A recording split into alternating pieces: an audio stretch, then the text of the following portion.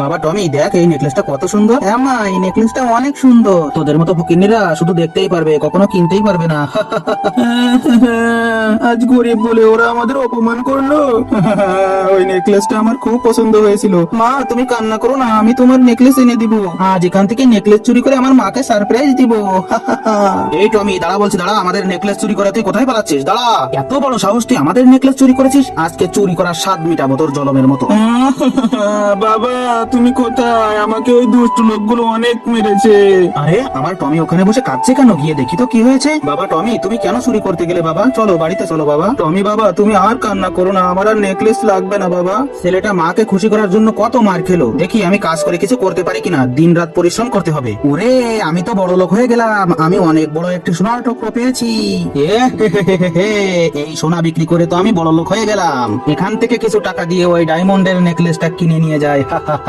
ওগো শুনছো, দেখো তো আমাকে কেমন দেখাচ্ছে। আরে ওয়াও, তোমাকে তো একেবারে নায়িকাদের মতো দেখা যাচ্ছে।